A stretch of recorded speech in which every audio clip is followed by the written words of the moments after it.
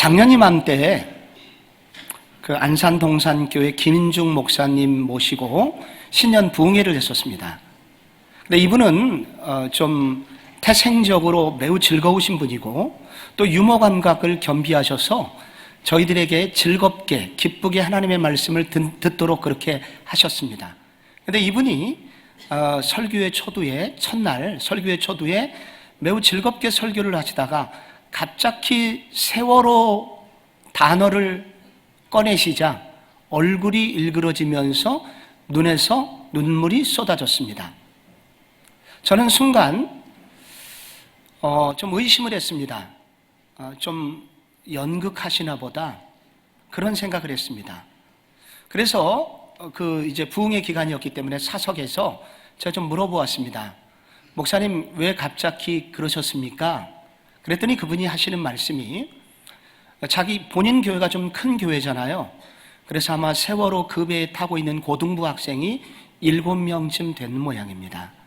그래서 그 7명의 장례식을 우리 목사님이 친히 치르셨는데, 그래서 세월호라는 단어만 떠올리게 되면은 그때의 악몽이 떠올라서 자기도 모르게 몸이 움츠러들고 그렇게 눈에서 눈물이 쏟아진다는 거예요. 여러분에게도 그런 때가 있나요?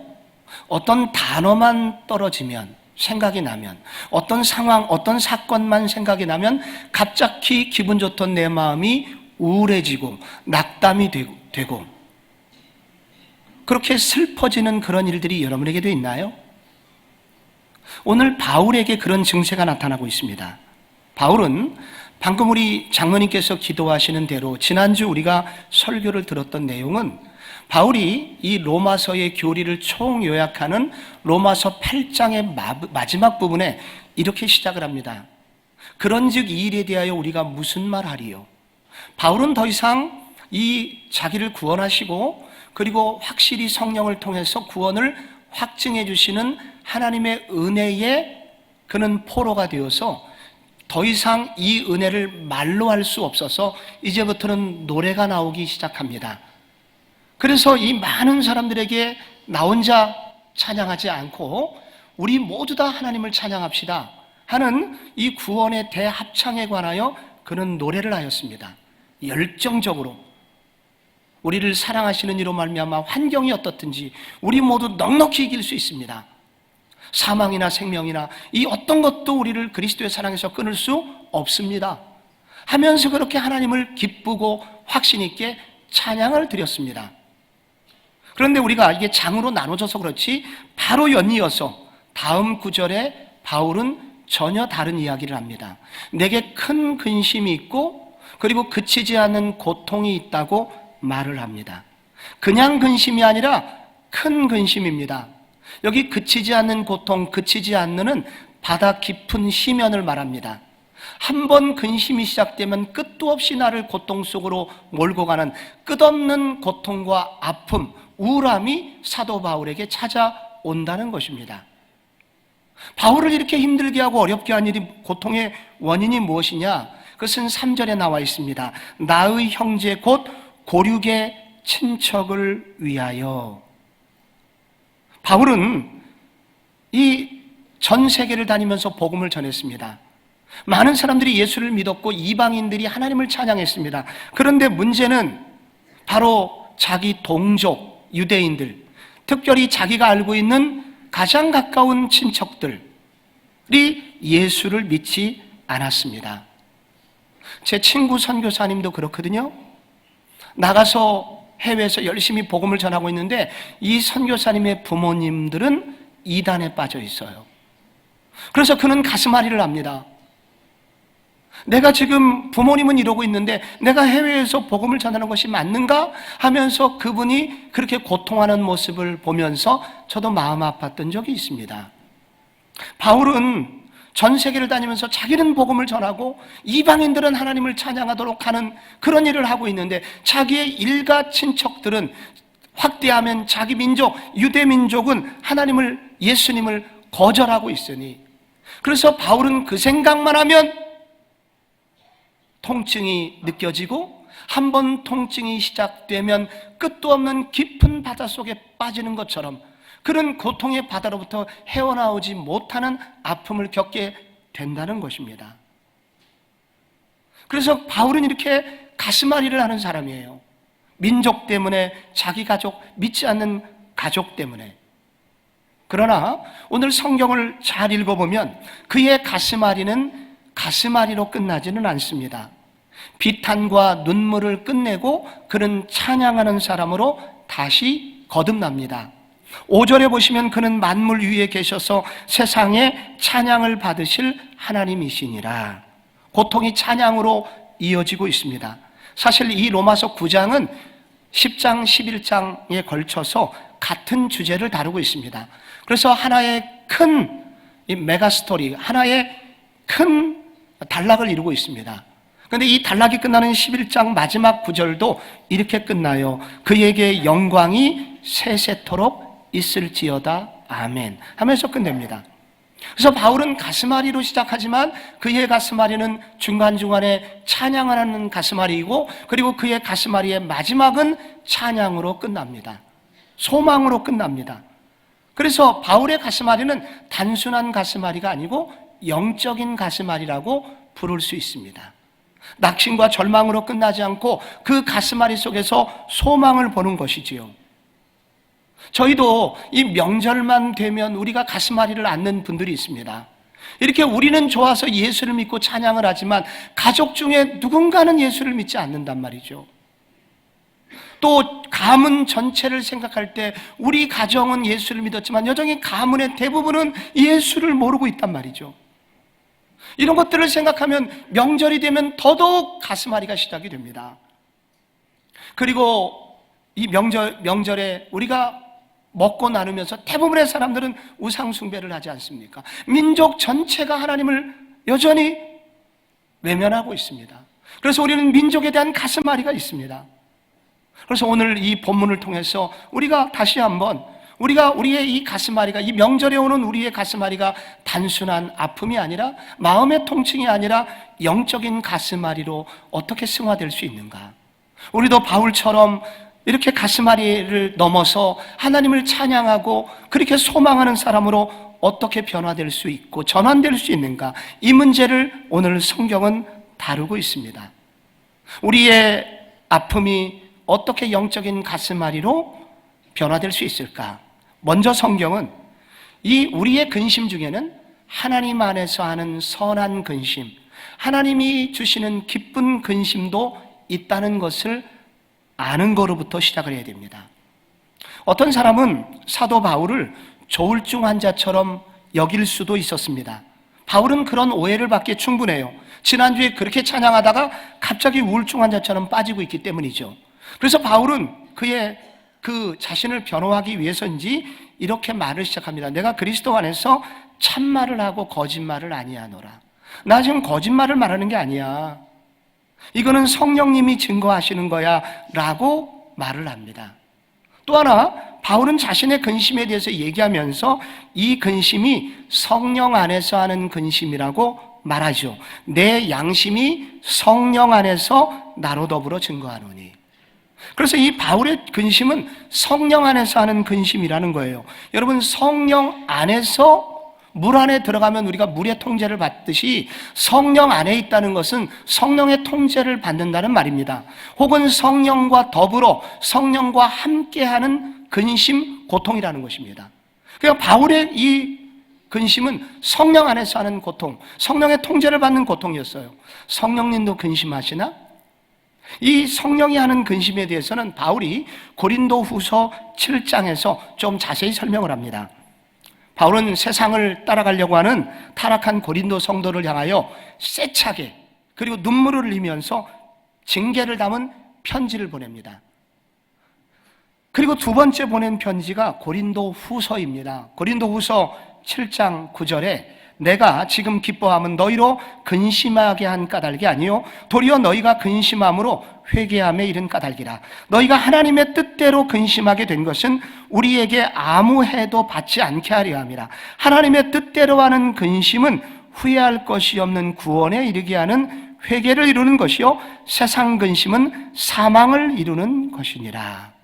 여기 하나님의 뜻대로 하는 근심, 나오고 뒤에 세상 근심, 두 종류의 근심이 나옵니다. 여러분, 여기 세상 근심의 특징이 있어요. 자기가 무엇이 부족하기 때문에 하는 근심입니다. 돈이 부족할 때, 좀 공부가 부족할 때, 머리가 부족할 때, 이렇게 뭐가 부족하면 근심합니다. 또 자기가 진 죄가 발각될까봐 근심합니다. 초조합니다. 이게 세상 근심이에요. 세상 근심은 결국 망하게 된다는 거예요. 그런데 하나님 안에서의 근심은 뭘까요? 하나님 앞에서 바로 설 수 없을까봐 두려워하는 근심입니다. 하나님이 나를 외면하시면 어떻게 하지? 하나님이 나를 버리시면 어떻게 하지? 내가 하나님 뜻대로 살지 못하는데 어떻게 하지? 이런 종류의 근심입니다. 근데 바로 이와 같은 하나님 안에서 하는 근심은 결국 회개하도록 만들고, 그래서 결국은 축복의 결과를 맺는 근심이라고 말합니다. 바울이 지금 뭐 때문에 근심하고 있어요? 자기 민족이, 자기 친족이 하나님으로부터 바로 서지 못하기 때문에 버림받을까봐 근심합니다. 그들이 하나님께 외면당할까봐 근심합니다. 그들이 예수 믿어야 되는데, 이런 근심입니다. 이런 종류의 근심을 성령 안에서 하는 근심이라고 말하고, 이와 같은 근심은 하나님이 기뻐하시는 근심이고 하나님이 기쁨을 주는 근심이고, 그래서 결국은 이런 근심은 우리를 유익하게 한다는 것입니다. 얼마든지 근심해도 되는 근심이에요. 이런 종류의 근심을 하게 되면 오히려 내면의 불순물들, 마음의 찌꺼기들이 이런 근심을 하는 동안 밖으로 빠져나가게 되는 것입니다. 같은 이슬을 먹어도 뱀은 독을 만들어내고 벌은 꿀을 만들어냅니다. 같은 걸 먹어요. 모양은 같아요. 겉으로는 똑같은 근심인데, 여러분, 세상 근심은 우리에게 사망을 가져다 줘요. 독을 뿌려요. 그러나 하나님 안에서 하는 근심, 성령 안에서 하는 근심, 영혼들이 예수 믿어야 된다는 이런 근심, 이런 종류의 근심은 여러분을 어렵게 하지 않고 여러분을 살리고 여러분을 하나님 안에서 더 든든한 믿음을 갖는 사람으로 만들어 주는 거룩한 근심이니, 이와 같은 근심을 하는 것에 대하여 근심하지 말라는 것입니다. 반대로 만약에 이런 근심이 없다면 어떻게 되겠습니까? 다른 사람이야 어떻게 되든지 나 예수 믿어서 천국 간다니까 나만 예수 믿고 천국 가면 돼. 여러분, 이런 종류의 하나님 안에서의 근심이 전혀 없이 살아간다면 여러분, 그런 사람이 정상이겠습니까? 이것이야말로 하나님을 근심하게 하고 성령님을 슬프게 하는 그러한 태도일 것입니다. 요즘은 더더욱 다른 사람에게 관심이 없는 시대를 살고 있습니다. 심지어 우리 교회에서도 이런 일이 생겼습니다. 심지어 그 부모가 죽었는데도 한참 지나서야 자식들이 소식을 들어요. 부모에게 관심이 없습니다. 형제 자매들끼리 연락을 끊어요. 연락을 주고받지 않으니 여러분, 사촌 팔촌끼리는 남남이 되어버리는 사회입니다. 그러니 그들의 영적인 상황이 어떤지에 대해서는 전혀 관심이 없는 사람이 너무 많은 거예요.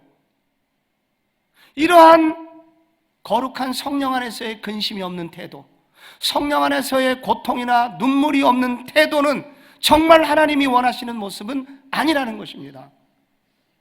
미국의 어떤 교회에서 목사님이 입만 열면 지옥 설교를 하는 것이에요.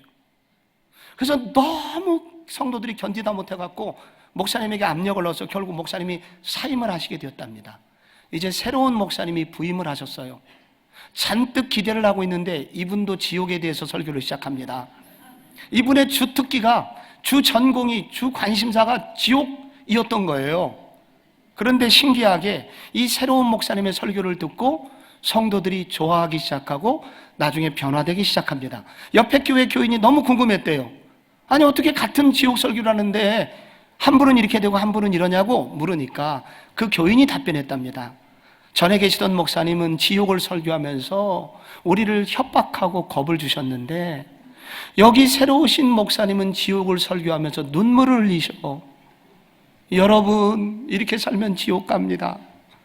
여러분, 우리가 예수 없으면 지옥 가요. 그래서 그 눈물 때문에 그 성도들이 변화되기 시작했다는 겁니다. 우리에게 눈물이 있어야 돼요. 거룩한 눈물이 있어야 돼요. 믿지 않는 가족과 믿지 않는 친지들을 향한 통증이 있어야 돼요. 그런데 이것은 성령 안에서의 근심이고 성령 안에서의 눈물이기 때문에 하나님이 기뻐하시는 근심이고, 그래서 우리를 살리고 다른 사람을 살리는 거룩한 근심이라는 거예요. 사랑하는 우리 성목장의 성도 여러분, 이번 명절에 여러분에게 이와 같은 거룩한 눈물, 하나님이 기뻐하시는 눈물이 여러분의 눈에도 흐르시기를 바랍니다. 여러분, 오늘 이 바울처럼 단순한 통증이 아니라 영적인 가슴앓이로 승화되려면 또 한 가지 해야 되는 게 있어요. 그것은 바로 생명을 건 중보기도로 이어질 때 이런 일이 일어날 수 있다는 것입니다. 바울은 근심으로 끝내지 않고 있습니다. 그는 거기서 근심하다가 무릎을 꿇고 거기서 그의 기도가 시작이 됩니다. 3절에 보면 그렇게 되어 있죠. 나의 형제 곧 고륙의 친척을 위하여 내 자신이 저주를 받아 그리스도에게서 끊어질지라도 원하는 바로다. 여기 저주를 받아라는 단어는 여리고성 무너질 때 누군가 하나라도 그 물건을 탐하고 취하게 되면 그 사람은 저주를 받으리라. 그래서 아간이 물건을 훔쳤고 나중에 걸렸고 그 결과 돌을 맞아서 아골 골짜기에서 장사되었습니다. 무서운 단어예요. 저주를 받는다는 것은. 바울은 이 단어를 쓰면서 이 저주를 받는다는 단어는 그리스도에게 끊어지는 것이기 때문에 이것은, 이 저주는 지옥 가는 저주입니다. 그런데 우리가 로마서 앞부분에서 읽었지만 예수를 진실로 믿은 사람이 지옥 갈 리는 없습니다. 바울이 지옥 가진 않아요. 무슨 행동을 한다고 해도 바울은 지옥 가진 않을 거예요. 그런데 그럼 내 자신이 저주를 받아, 이 말은 무슨 말이냐? 이게 성경 원문에는 시제로, 동사의 시제가 미완료 시제로 되어 있는데 이것을 시제를 살려서 번역하면 이런 뜻이에요. 가능할 수만 있다면 내가 지옥이라도 가서, 할 수만 있다면 내가 지옥이라도 가서 다른 우리 민족이 구원받을 수 있다면 나는 그 길도 선택하겠다. 나는 그것도 바라는 바다, 그 말이에요. 그래서 이 바울의 이 소망은 간절한 기도를 담고 있는 것입니다. 주님, 나를 외면하셔서라도 내 백성이, 내 친족이 구원받을 수 있다면 나는 그 길을 선택하겠습니다. 이 바울의 애끓는 기도, 바울이 자신의 영혼을 담보로 하여 이 자기 민족을 향한 이 치열한 기도가 지금 바울에게 있다는 것입니다. 모세도 그랬잖아요.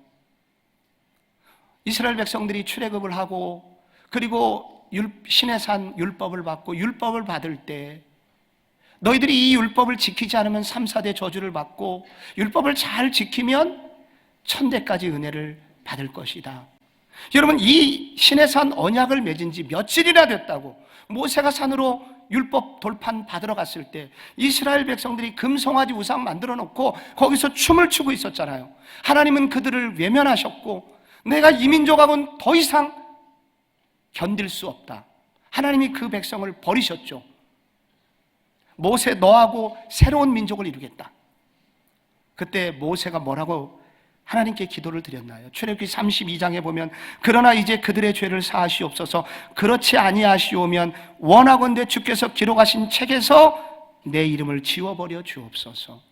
생명책에서 그 이름 지우면 어떻게 돼요? 지옥 보내달라는 거예요. 모세는 이스라엘 백성들의 죄를 짊어질 만한, 죄의 저주를 감당할 만한 그런 인물이 아닙니다. 그런 능력이 없어요. 그렇다고 해서 이스라엘 백성들의 죄가 사라지는 게 아닙니다. 그럼에도 불구하고 하나님은 모세의 기도를 들어주셨습니다. 하나님은 그런 기도를 기뻐하신다는 거예요. 자신의 생명을 건 이 민족과 자기 친족을 향한 이 생명을 담보로 한 이 눈물겨운 기도를 하나님은 들어주신다는 거예요. 여러분, 느헤미야를 아시죠? 그는 눈물이 많았던 사람입니다. 포로민 2세였고 페르시아 수산공에서 성공한 경호실장이었어요. 술 맡은 관원장. 그런데 그가 고국 예루살렘이 이 불에 탔다는 소식을 듣고 근심에 빠지죠.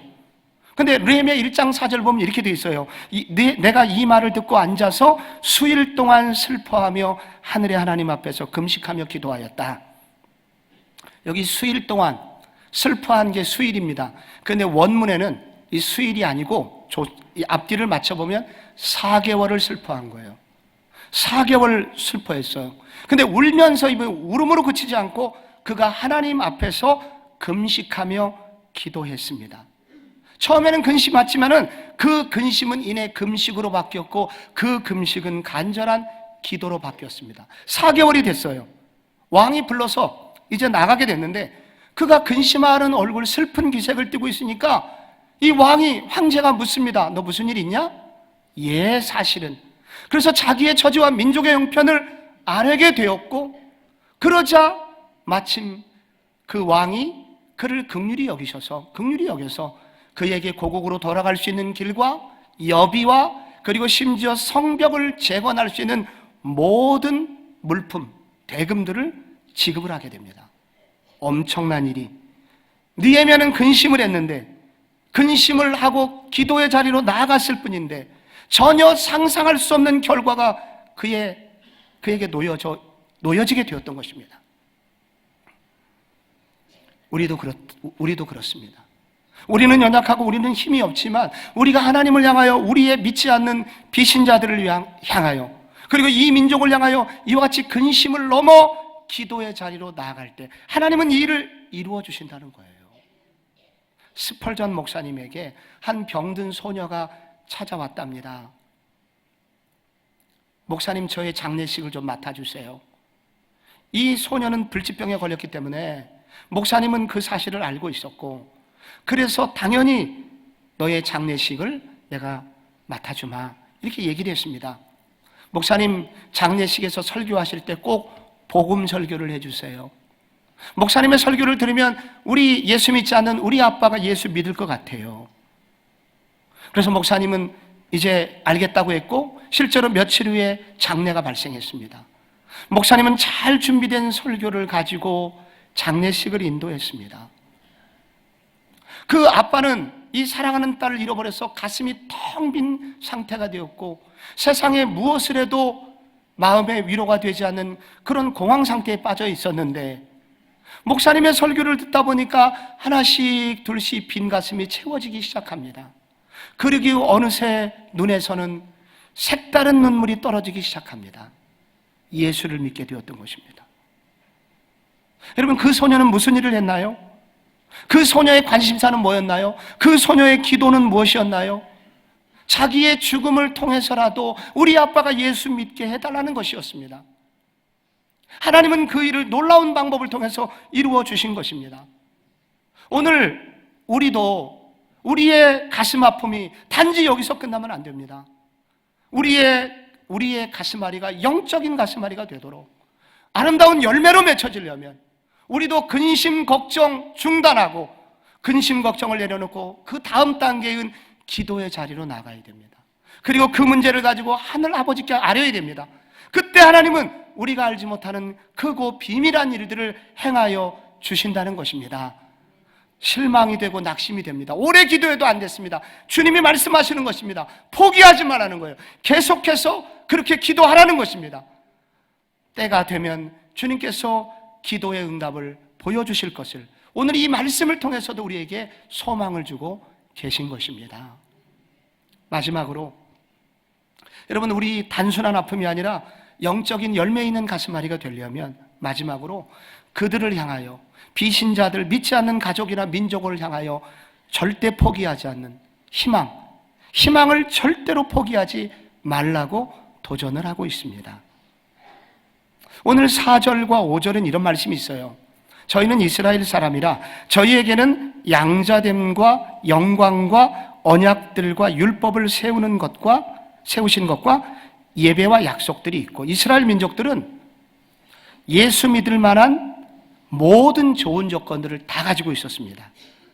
여기 양자됨, 이것은 하나님께서 아브라함을 택하셨고 아브라함 이후로 유대 민족이 생겼잖아요. 그래서 이스라엘은 선택받은 민족이었습니다. 하나님의 자녀로 양자가 된 거예요. 구약 이스라엘 백성들은. 얼마나 대단한 특권입니까? 언약과 율법들은 구약 성경을 말합니다. 세상에 어느 민족이 성경을 받았나요? 그들은 유일하게 성경을 받은 민족입니다. 예배가 있었습니다. 구약에 많은 제사제도를 주셨죠. 전 세계에서 유일하게 하나님께 예배 드릴 수 있는 특권을 가진 민족, 그것이 여러분 이스라엘 백성들이었습니다. 이렇게 좋은 조건들을 가지고 있었지만 그들은 예수님을 믿지 않았습니다. 왜? 예수님을 육적인 눈으로 바라보았기 때문입니다. 예수 그는 갈릴리 나사렛 목수의 아들이 아니냐 하면서 예수를 하나님의 아들로 받아들이기를 거절했습니다. 그렇다면 구약에서 그들을 선택하신 하나님의 선택은 실패하신 것인가? 하나님이 이스라엘 백성들을 선택하셨는데 그들이 지금 지옥으로 간다면 그럼 하나님의 구약에 그들을 향한 하나님의 계획은 실패로 끝나는 것인가? 이것이 사실 9장 전체의 주제입니다. 그런데 이 주제에 대한 질문은 앞으로 계속되겠지만 그 일부를 오늘 본문에도 해답을 일부 제시하고 있습니다. 여기 이스라엘 백성들 5절을 다시 보면 조상들도 그들의 것이요 육신으로 하면 그리스도가 그들에게 나셨으니 그는 만물 위에 계셔서 세세의 찬양을 받으실 하나님이시니라. 받으실 하나님, 찬양을 받으실, 수동태로 되어 있죠. 누구에 의해서 찬양을 받으시는가? 이스라엘 백성들입니다. 하나님은 결국은 이스라엘 백성들을 통해서 찬양을 받으실 것이라고 바울은 확신하고 있습니다. 이 말은 지금 당장은 하나님은 외적으로 보면 그들은 하나님을 믿지 않았기 때문에 버림받아 보이지만 하나님은 다시 그들을 회복시켜 주셔서 언젠가 그들이 하나님을 찬양하게 될 날이 올 것을 믿고 있다는 거예요. 달리 말하면 그들을 향한 소망, 하나님이 그들을 구원하실 것이라는 소망을 바울은 포기하지 않고 있다는 것입니다. 그렇습니다. 바울은 이스라엘 백성들의 현재 모습 때문만 바라보고 낙심에 빠져 있지 않았습니다. 그들을 향한 여전한 희망을 가지고 있었습니다. 이유는 딱 한 가지예요. 신실하신 하나님 때문입니다. 한번 우리를 구원하시고 택하신 하나님은 절대로 버리지 않으시는 그 신실하신 하나님. 하나님께서 그들을 택하셨다면 중간에 그들이 조금 부족함이 있다 할지라도, 연약함이 있다 할지라도 하나님은 이 민족을 아예 영원히 버리시지는 않으실 거야. 하나님은 앞으로 때리시고 어루만지셔서 반드시 주님의 뜻을 이루실 것이라고 바울은 믿고 있습니다. 그러므로 여러분, 바울에게서 우리가 배워야 되는 것은 우리도 마찬가지예요. 우리의 친척들이나 우리의 가족들이나 우리의 민족이 여전히 하나님께 돌아오고 있지 않지만, 그러나 우리 민족에 베푸신, 나에게 주신 하나님의 신실하심을 생각하면서 하나님은 그들도 긍휼히 여기시지 않겠는가 하는 희망을 포기하지 말 것을 도전하고 있는 것입니다. 제가 지금 이런 얘기를 하는 것도 아마도 저 다음 세대 담임 목사들은 아마 이런 얘기 못할 거예요. 가난이라는 것을 경험해 보지 못한 사람들이 다음 세대에 이제 목회자들이 될 것입니다. 저는 어린 시절에도 가난을 경험했었고, 그리고 저희 부모님 세대로부터 생생하게 일제 말에, 그리고 1950년대 초에 얼마나 가난했었는지에 대해서 촉은 목피, 정말로 풀뿌리를 캐먹고 그리고 나무 껍질을 벗겨서 밀가루 조금 넣고 그래서 휘 저어가지고 그것을 먹으면서 굶주린 배를 채웠던, 우리 민족이 그렇게 굶주리고 그것 때문에 죽어갔던 많은 백성들이 있었던 1940년대와 여러분 50년대 초 우리나라는 그렇게 살았어요. 그런데 이 남강 이승훈 선생과 그리고 안창호 선생, 이런 분의 영향을 받았던 한 고등학교 학생이 있었습니다. 그래서 이 민족의 현주소를 보면서 이렇게 이 민족이 살도록 내버려둬서는 안 되겠다. 그래서 그가 한 일이 있습니다. 그가 저기 오늘날로 말하면 하남인데 풍산리, 거기에 버려진 땅에 들어가 가지고 하루에 15시간, 16시간씩 노동을 해서 땅을 개간하고, 그리고 거기에 고구마를 심어가지고, 고구마는 번식력이 탁월하잖아요. 그리고 일제에게 뺏기지 않도록 몰래 창고를 만들고, 이래서 몰래 고구마를 나눠줌으로써 그 주변에 있는 많은 이 배고른 우리 한민족 백성들을 살려내는 인물이 있었습니다.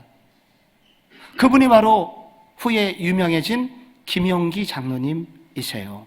이분이 1차로 하남에 2차로 원주에 이 가나안 농군학교를 세워서 이분이 배고파 죽어가던 백성들을 살린 거예요. 이분이 이 가나안 농군학교를 저도 가서 훈련을 받은 적이 있었는데 여기에 가면 13가지 훈령이 있습니다. 그 첫 번째가 뭐냐면은 음식 한 끼 4시간씩 일한 후에 먹자. 음식 한 끼 먹으려면 4시간씩 일하고 먹자. 첫 번째 훈령이에요. 두 번째는 버는 재주 없거든 쓰는 재주도 없도록 하자. 이게 계속되다가 13번째. 전능하신 하나님을 외국 사람에게 뺏기지 말고 온 국민의 아버지가 되게 하자. 날마다 그 13가지를 훈령을 외치고 나가서 일을 하는 거예요. 그리고 하루 종일 그렇게 일하신 그 장로님께서는 그 가나안 농군학교 뒷산에 동굴이 있는데 그 동굴에 가서 2시간, 3시간씩 기도를 하셨습니다. 그리고 그 앞에는 뭐라고 써 있냐? 조국이여 안심하라 하면서 기도를 하신 거예요. 이 장로님께서 그 훈련을 받으러 들어온 그 훈련생들에게 늘 이렇게 말씀하셨다고 그래요. 나는 우리나라가 애국가만 똑바로 부른다면, 애국가에 들어있는 정신을 똑바로 알고 그 노래를 부른다면 우리나라는 반드시 복을 받을 거예요 라고 가르치셨다고 합니다. 애국가에 이런 대목이 나오잖아요. 하나님이 보호하사 우리나라 만세. 그래서 거기서도 복음을 전하셨다고 그래요. 정말 그분이 그렇게 사셨고 그 정신을 이어받은 많은 지도자들이 생겨서 소위 우리가 알고 있는 새마을 운동이라는 게 생겼고, 그리고 30년, 40년 후에 여러분 우리는 세계 무역 강대국 10위권 안에 드는 놀라운 민족이 된 것입니다.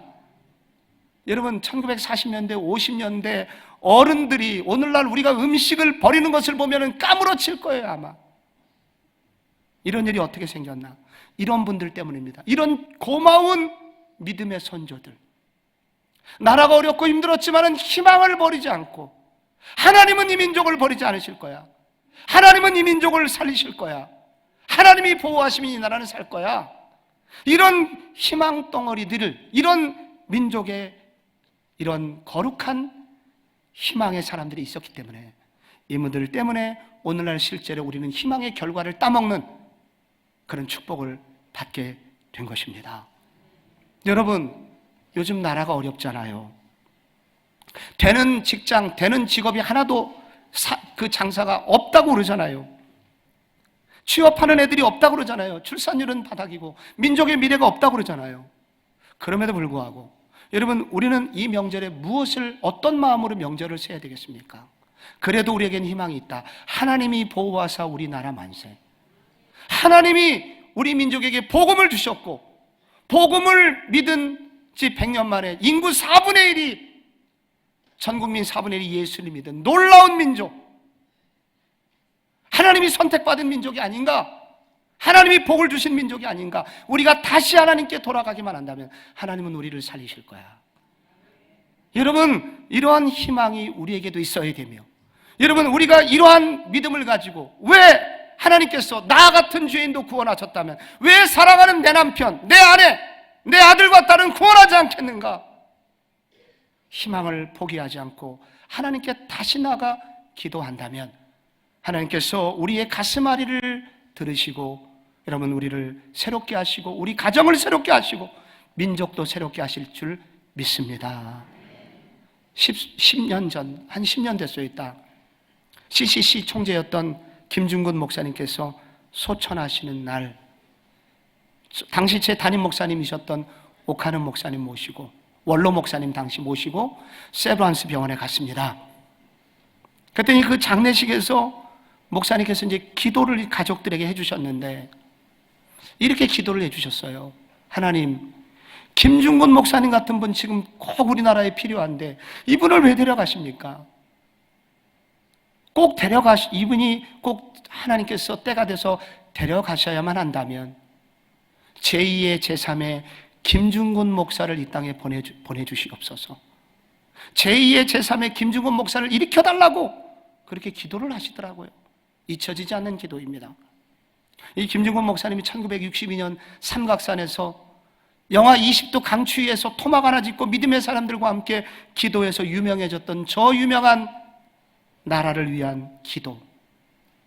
제가 2, 3년 만에 한 번씩은 이 기도를 여러분에게 한 번씩 같이 하도록 요청하고 있죠. 제가 오늘 설교를 마치면서 여러분 이 기도를 우리가 다시 한번 할 때 이렇게 뜨겁게 기도했던 믿음의 선배들이 있었기 때문에 오늘 이와 같이 은혜를 받는다고 믿으시고 이 기도를 드림과 함께 우리가 계속해서 이와 같은 기도하는 사람이 되기를 결심하는 저희가 됐으면 좋겠습니다. 여러분 함께 하셔도 좋고 감동이 되시면 아멘 하셔도 좋고 이 기도를 다 알고 있지만 다시 한번 우리의 기도가 됐으면 좋겠습니다. 여호와를 하나님으로 삼고 예수 그리스도를 우리 민족의 주로 삼으며 신구약 성경을 우리 민족의 신앙과 행위의 표준으로 삼는 민족이 되게 해 주소서. 민족의 가슴마다 피 묻은 그리스도를 심어 이 땅에 푸르고 푸른 그리스도의 계절이 오게 해 주소서. 가정에도 이 집 주인은 예수 그리스도라고 고백하게 하시고 작은 기업이라도 사장은 나는 당신의 종 관리인에 불과하며 이 사업이 주의 뜻대로 되게 해주소서라고 기도하게 하소서. 학교에서 대부분의 선생님 학생들이 기도하며 시간을 주님께 바치는 민족이 되게 해주소서. 군대의 사령관도 당신이 나의 사령관이고 나는 당신의 종이라고 고백하고 이 나라의 대통령도 나는 종이고 당신은 나의 대통령입니다라고 고백하게 해주소서. 한국 사람이 만들어 파는 물건들은 국제시장에서 한국인의 신앙과 양심을 보증수표처럼 여겨지는 거룩한 성민, 거룩한 백성으로 그렇게 존경받게 해주소서.